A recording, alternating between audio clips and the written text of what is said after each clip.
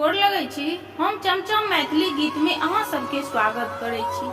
आइ हम गुरु पूर्णिमा कहिया छी तकर जानकारी लऽ कऽ आयल छी और पूर्णिमा के कथा हम आइ सेहो अहाँ सबके सुनाएब।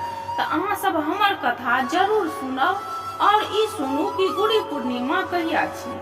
2023 3 जुलाई सोम दिन गुरु पूर्णिमा, व्यास पूर्णिमा, स्नान दान पूर्णिमा।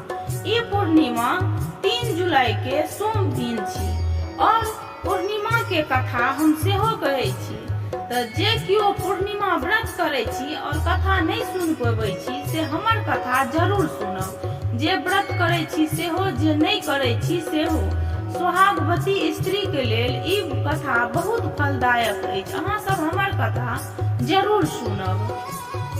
द्वापर युग में एक समय की बात है कि यशोदा जी ने कृष्ण से कहा, हे कृष्ण, तुम संसार के उत्पादन करता, पोषण तथा उसके संहार करता हो। आज कोई ऐसा व्रत मुझसे कहो जिसके करने से मृत्यु लोक में स्त्रियों को विधवा होने का भय न रहे तथा यह व्रत सभी मनुष्यों की मनोकामनाएं पूर्ण करने वाले हो। श्री कृष्ण कहने लगे, हे माता, तुमने यदि सुंदर प्रश्न किया है, मैं तुमसे ऐसे ही व्रत को विस्तार करता हूँ।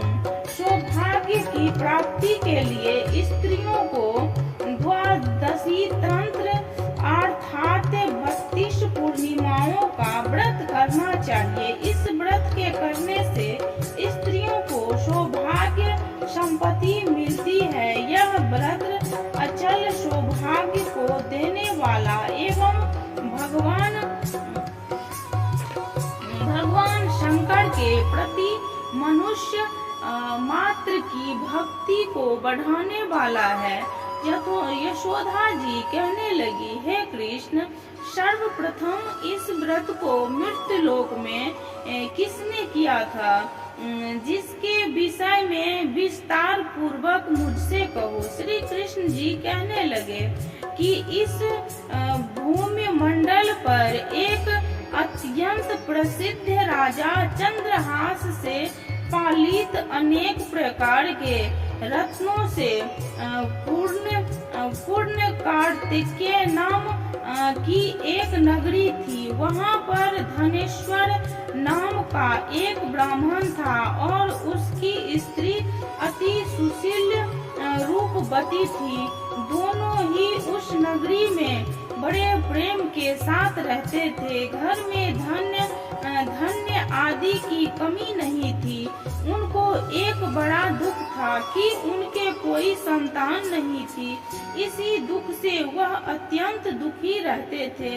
एक समय एक बड़ा तपस्वी योगी उस नगरी में आ गया। वह योगी उस ब्राह्मण के घर को छोड़कर अन्य सब घरों से भिक्षा लाकर भोजन किया करता था। रूपवती से वह भिक्षा नहीं लिया करता था।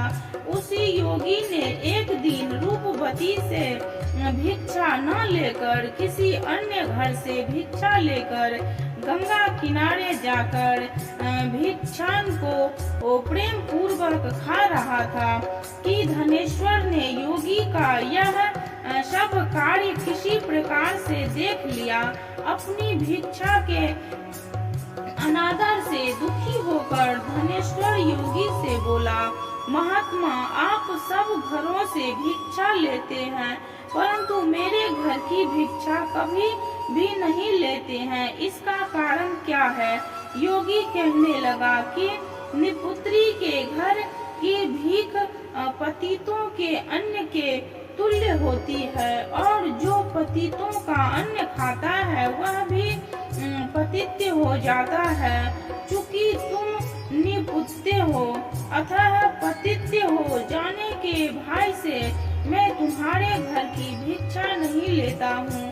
धनेश्वर यह बात सुनकर अपने मन में बहुत दुखी हुआ और हाथ जोड़कर योगी के पैरों पर गिर पड़ा तथा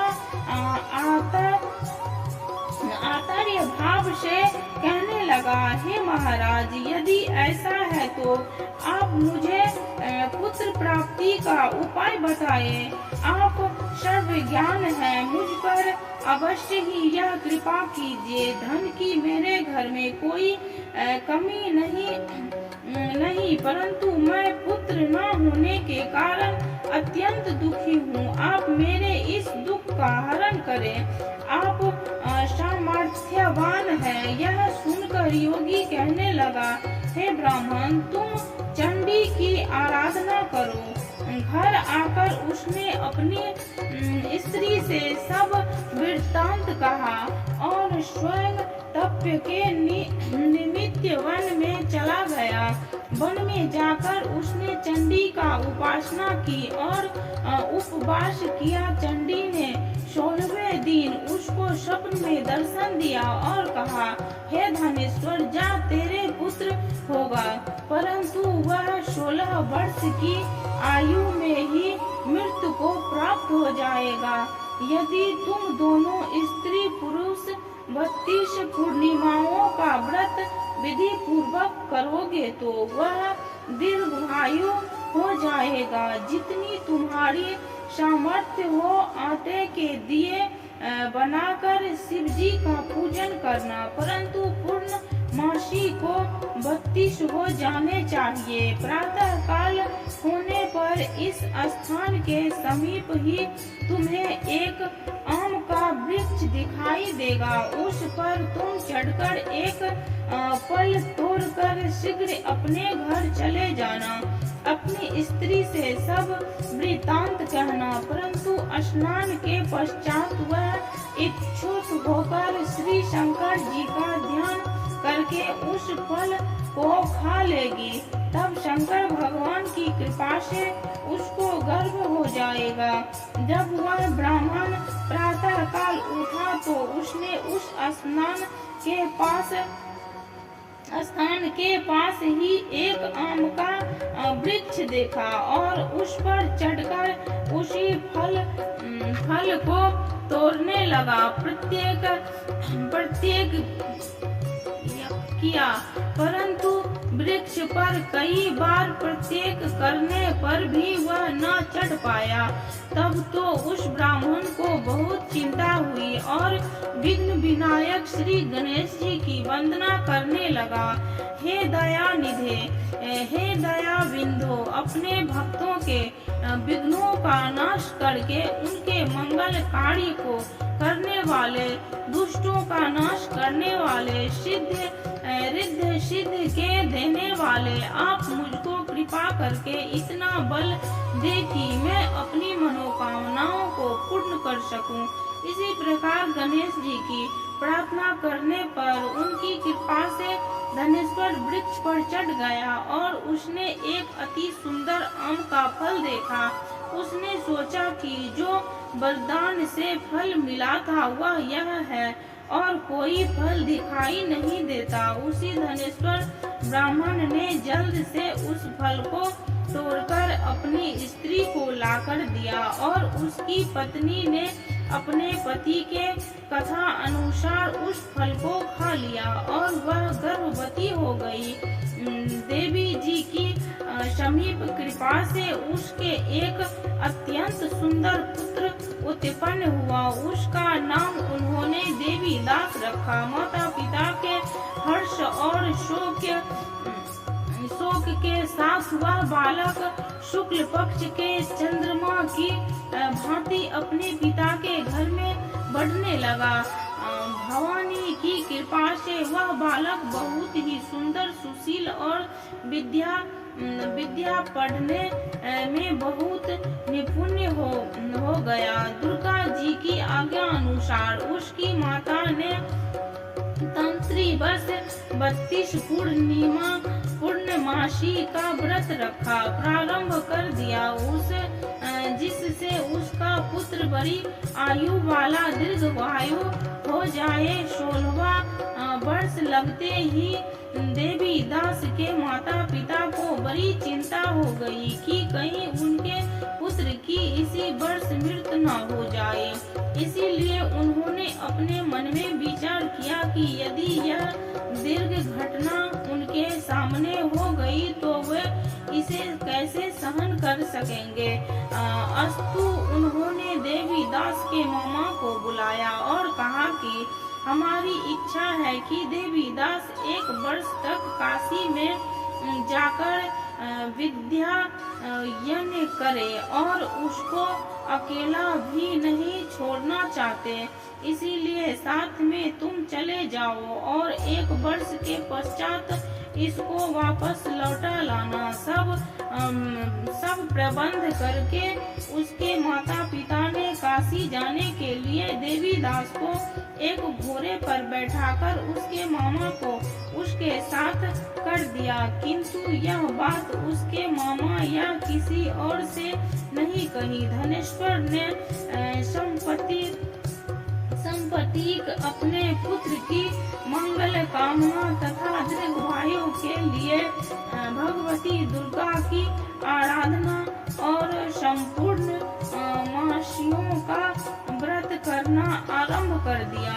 इसी प्रकार बराबर 32 पूर्णमासी का व्रत पूरा किया। कुछ समय पश्चात एक दिन वह दोनों मामा और भांजा मार्ग में रात्रि बिताने के लिए किसी ग्राम में ठहरे हुए थे। उसी दिन उस गांव के एक ब्राह्मण की अत्यंत सुंदर सुशील विदुषी और गुणवती कन्या का विवाह होने वाला था। जिसी धर्मशाला के अंदर वह और उसकी बारात ठहरी हुई थी, उसी धर्मशाला में देवी दास और उसके मामा भी ठहरे हुए थे। संयोगवश कन्या को तेल आदि चढ़ाकर मंडप आदि का कृत्य किया गया तो लगन के समय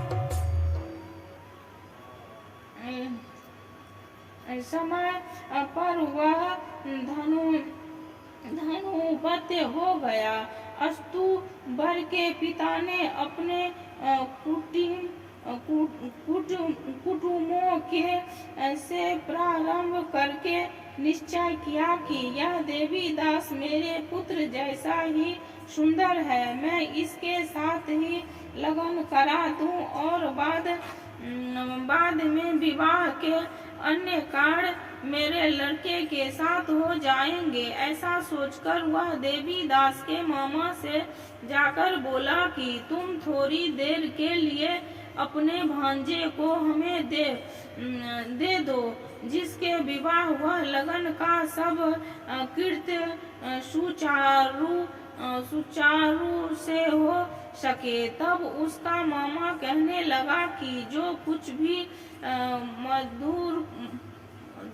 मधु पर्क आदि कन्यादान के समय वर को मिले वह सब हमें दे दिया जाए तो मेरा भांजा इसी बारात का दूल्हा बन जाएगा। यह बात वर के पिता के स्वीकार कर लेने पर उसने अपना भांजा वर करने को भेज दिया और उसके साथ सब विवाह कार्य रात्रि में विधि पूर्वक संपन्न हो गया।